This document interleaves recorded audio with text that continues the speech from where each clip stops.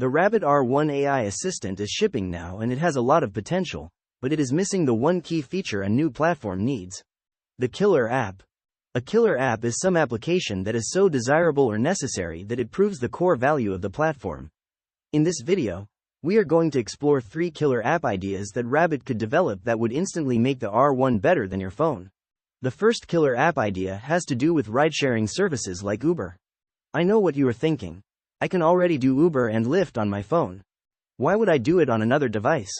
Well, imagine you just got back from a long trip. You are at the airport and you want to go home. What I normally do is look up the price and wait time for the rides in both Uber and Lyft and see what is cheaper if it is within a few minutes wait. This is annoying to do when you have luggage. I would rather just tell my Rabbit R1 to find me the best rideshare home and let it figure it out and let me know.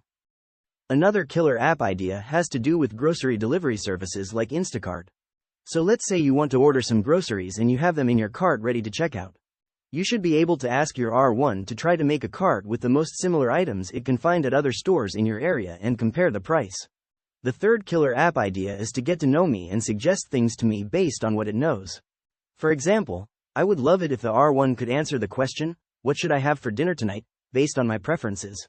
It could ingest my order history from DoorDash, Uber Eats, etc., and using that generate restaurant and food selections for what to have for dinner.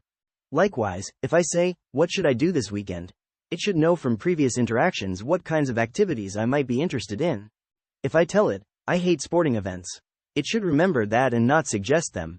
If you have other killer app ideas for the Rabbit R1, leave them in the comments below. Don't forget to like and subscribe.